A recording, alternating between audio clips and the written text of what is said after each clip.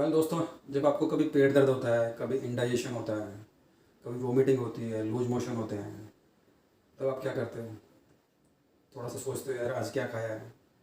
बस थोड़ा सा दिमाग पे जोर डाला, उसके बाद सिंपली इनो ले लिया, पुदीन हरा ले लिया, नींबू पी लिया, या फिर कुछ केमिकल्स मेडिसिन ले लिया जिससे आपका लूज मोशन रुक गए। तो इस तरीके की चीज़ें हम लोग करते हैं विदाउट अंडरस्टैंडिंग कि हमने अपने आहार में ऐसा क्या गलत किया है कि जिसके कारण हमें ये समस्या बनी है।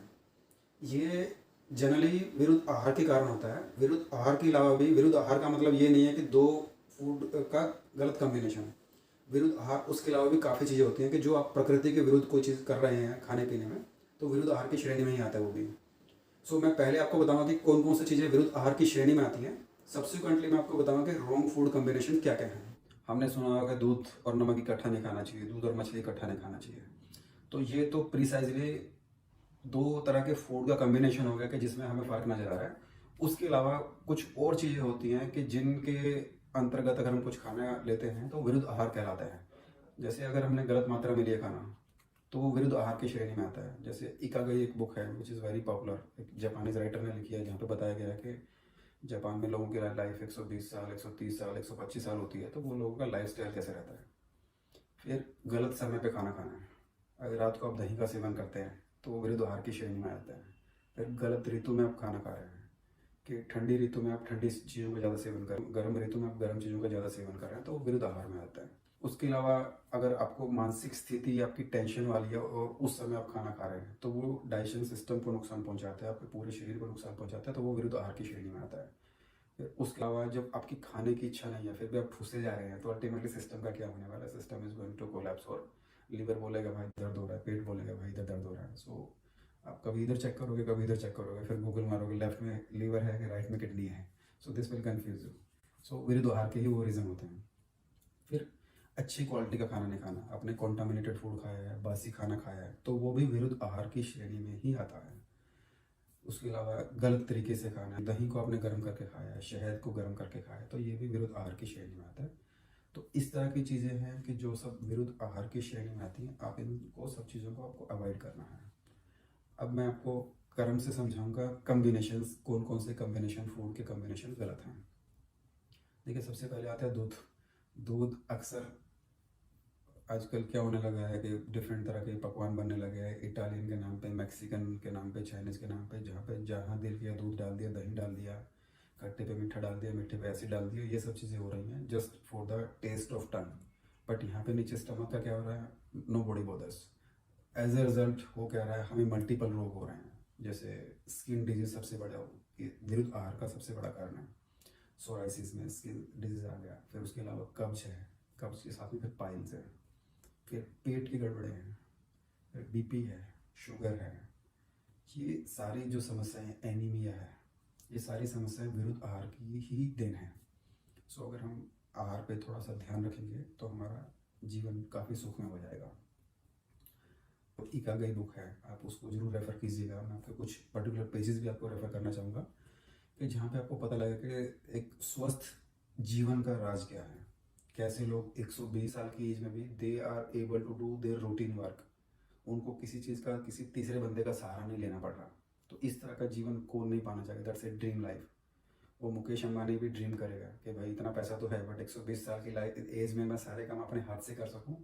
ही is more richer than me. So आपको उस लेवल की रिचनेस चाहिए, तो आपको जरूर ये बुक पढ़नी भी चाहिए। सो उस बुक में ऑथर मेंशन करता है कि जापानी लोग जो है वो 80% जब उनका पेट फुल हो गया तो वो खाना बंद कर देते हैं। हमारे यहाँ पे तो 100% तो फुल हो ही चुका है, 120 तक नहीं गया तब तक बंद नहीं करते हैं। और शादियों में, पार्टियों में चले गए तो भगवान ही मालिक हैं। दूध भी पी लिया, दही भी खा लिए, फ्रूट क्रीम भी खा ली, सब कुछ खा लिया, मतलब जो आता है सब खाते गए for the matter of taste, या व्हाट शुड आई से, कि पैसे पूरे करने हैं। तो ये चीज़ें नहीं होनी चाहिए। सो अब मैं बात करता हूँ आपसे वन बाय वन कि किस तरह के आहार विरुद्ध आहार है। तो दूध के साथ किसी तरह का भी नमक, किसी तरह का भी खट्टा वर्जित है। खट्टे में सिर्फ एक एक्सेप्शन है, वो है आंवला। दूध के साथ हम आंवला ग्रहण कर सकते हैं। और नमक में भी अगेन एक एक्सेप्शन है, सेंधा नमक। जी हाँ, दूध के साथ सेंधा नमक का हम सेवन कर सकते हैं। तो ये किसी रोगों का कारण नहीं बनता है। उसके अलावा दूध के साथ आप कोई भी खट्टा खाइए, कोई भी मछली खाइए, ये सब चीज़ें नुकसानदायक हैं। किसी तरह का भी खट्टा फ्रूट खाइए वो नुकसानदायक है। कुछ ही फ्रूट हैं जो हम खा सकते हैं, फिर भी पॉसिबल हो तो उनको भी अवॉइड ही करना चाहिए। जैसे दूध के साथ हम सेब है, केला है, आम है, ये सब चीज़ें खा सकते हैं। कहीं कहीं लोगों के एक्सपीरियंस ऐसा आया है कि जिन्होंने दूध के साथ केला खाते हैं तो they are not feeling it well. So यहाँ पे लिसन टू योर बॉडी का कॉन्सेप्ट जो मैं हर अपने वीडियो में बोलता हूँ वहाँ पे सामने आता है कि कोई दो पर्टिकुलर फूड का कॉम्बिनेशन आपकी बॉडी को सूट नहीं कर रहा है और body says I am not comfortable, तो आपको वो बंद करना चाहिए, आपको उसको उपयोग में नहीं लेके आना चाहिए। सो दूध के साथ दही कभी नहीं खानी चाहिए। दूध के दही अगर मैं बोलता हूँ दही के साथ दूध के कोई भी प्रोडक्ट नहीं खाने चाहिए। जैसे दूध हो गया, रबड़ी हो गई, खीर हो गई, इस तरह की चीज़ें नहीं खानी चाहिए। ये जो मिक्स्ड फ्रूट सलाद का या फिर दूध के अंदर ये सब चीज़ें आइटम मिक्स करने का फैशन चला है तो आपको हो सके तो उसको अवॉइड करना चाहिए। उसके अलावा आयुर्वेद एक खास चीज़ भी बोलता है, कर्म की बात करता है। पहले आपको कर्म में खट्टी चीज़ें पहले खानी चाहिए, मीठी चीज़ें खानी चाहिए। तो दोस्तों जो हम रेगुलर करते हैं आयुर्वेद उससे उल्टा कहता है कि ऐसा होना चाहिए। आयुर्वेद बोलता है कि पहले हमें मीठी चीज़ें खानी चाहिए क्योंकि वो कफ कारक होती हैं, और उसके बाद हमें तीक्ष्ण प्रवृत्ति की या फिर हमें कड़वी प्रवृत्ति की चीज़ें खानी चाहिए, वो कफ को मारती हैं। तो कफ कारक जब हमने चीज़ें खाई और ये कफ के विरुद्ध है, कफ को मारेंगी तो हमारी बॉडी बैलेंस होती है।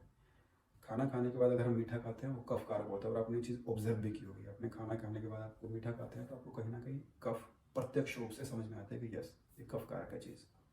बट वो 2-4 बार खांसी करके करके हम उसको टाल देते हैं, तो वो चीज़ एक एग्जाम्पल है। सो आयुर्वेद की कर्म में पहले आपको मीठी चीज़ें खानी चाहिए, बाद में तीक्ष्ण या कड़वी चीज़ें खानी चाहिए। फ्रूट ले सकते हैं दूध के साथ, जैसे आप आम है, सेब है, गाजर है, चीकू है, ये सब फ्रूट आप ले सकते हैं। बाकी खट्टे फल कभी मत लीजिएगा। कटहल और दूध का सेवन बिल्कुल नहीं करना चाहिए। फिर ठंडे के साथ में गर्म का सेवन कभी नहीं करना है। आपने गर्म खाना खाया फिर ठंडी आइसक्रीम खा लिया, that's killing I tell you, killing वाला बहुत नुकसान करने वाली है। कॉफ़ी पिया आपने, कॉफ़ी के साथ में फिर आपने फिर आइसक्रीम का सेवन कर लिया, तो बिल्कुल मत करो, गलती से मत करो। ठंडा पानी ये किसी भी अवस्था में बिल्कुल भी ठीक नहीं है। फ्रिज से ठंडे पानी की बोतलों को बाहर निकाल दीजिए, कभी मत रखिए। ठंडा पानी नहीं रहेगा तो कोई घर में पिएगा नहीं, घड़े का पानी पिएंगे तो अच्छा रहेगा। उसके अलावा जो है खाना और कोल्ड ड्रिंक, ये आजकल विदेशी कंपनियों ने फैशन बना दिया है हमारे यहाँ पे। बर्गर के साथ में कोल्ड ड्रिंक फ्री, इस तरह की कॉम्बिनेशन बना दिया, या कॉम्बो है, दोनों को अलग अलग लेंगे तो 50 रुपये का कॉम्बो लेंगे 40 रुपये का। तो इस तरह का लालच दे दे के हमारे जो पेट को है कूड़ादान में कन्वर्ट कर दिया। अब गर्म बर्गर के साथ में, मैदे के बर्गर के साथ में आपने ठंडा कोल्ड ड्रिंक लिया है, तो सोचिए कि आपके पेट की दशा क्या होने वाली है। हाँ, जीभ बड़ा मज़ा लेगी, उसको अच्छा लगेगा वो टेस्ट हो, बट पेट की दशा आप सबको पता है कि क्या होती है आपके पेट की दशा। फिर आप अगर बॉडी गर्म है, आप एक्सरसाइज करके आए हैं या बाहर धूप में से हैं, तो इमीडिएटली ठंडी चीज़ों का सेवन नहीं करना चाहिए। और एक्सरसाइज के बाद तो आपको 1 घंटे तक कुछ खाना नहीं चाहिए, उसके बाद ही खाना चाहिए, ताकि बॉडी उसको ठीक से एडप्ट कर सके, ठीक से डाइजेस्ट कर सके, नहीं तो बॉडी के लिए नुकसानदायक होता है। तो एसिडिक और एल्कलाइन फूड्स को भी इकट्ठा नहीं खाना चाहिए। जैसे दूध और दही की मैं बात करता हूँ, तो दही आपकी जो है वो एसिडिक है, दूध आपका एल्कलाइन है, तो ये दोनों नुकसान पहुँचाते हैं। प्याज और दूध का सेवन नहीं करना चाहिए। शहद और घी समान मात्रा में जहर बनते हैं, आयुर्वेद ऐसा बोलता है। तो शहद और घी जहर है, शहद और दूध नहीं खाना। दोनों आपस में अलग अलग खाएंगे तो बहुत अच्छे हैं, बट इकट्ठा खाएंगे तो नुकसान करेंगे। एक उड़द की दाल होती है जिसको माँ की दाल भी बोलते हैं नॉर्थ इंडिया में, स्पेशली पंजाब जैसे एरिया में, तो वो दही के साथ कभी नहीं खानी चाहिए। जो दाल बड़े खाते हैं वो यूजुअली उड़द की दाल होती है। दही बड़ा बहुत फैशनेबल कम्बिनेशन है, but it's a very killing combination, बहुत नुकसान पहुंचाता है। मूंग की दाल के बड़े हैं, दही के साथ खाइए, आप खाइए, कोई इशू नहीं है। दूसरी कोई भी दाल के साथ आप दही खाइए, वो अच्छी है, बट उड़द की दाल के साथ में, काली उड़द की दाल जो काली दाल होती है, माँ की दाल भी बोलते हैं, उसके साथ बिल्कुल नहीं खाना चाहिए। और उसका रीज़न, साइंटिफिक रीज़न क्या है, ये दाल में हाई प्रोटीन है और आपका जो दही है वो एसिडिक है। सो ये उसकी पाचन क्रिया में ये दोनों एक दूसरे के विरुद्ध जाएंगी, आपको दाल वो पच नहीं पाएगी। सो दही के साथ में नमक मत खाइएगा। दही में बैक्टीरिया जो हमने क्रिएट किया है फॉर द गुड डाइजेशन, वो उसको पूरे बैक्टीरिया को किल कर देता है, so it becomes of no use. तो दही के साथ मीठी वस्तुओं का आपको सेवन करना चाहिए, आप उसमें शक्कर डाल के, गुड़ डाल के, इस तरह की अगर बातें आप ध्यान रखेंगे तो आपका जीवन काफ़ी सुखमय हो जाएगा। आपको अगर मेरी बातें लॉजिकल लगती हैं, आपको अच्छी लगती हैं, तो आप इन्हें ज़रूर शेयर कीजिएगा, सब्सक्राइब कीजिएगा, लाइक कीजिएगा, ताकि ये लाभ सब तक पहुँचे।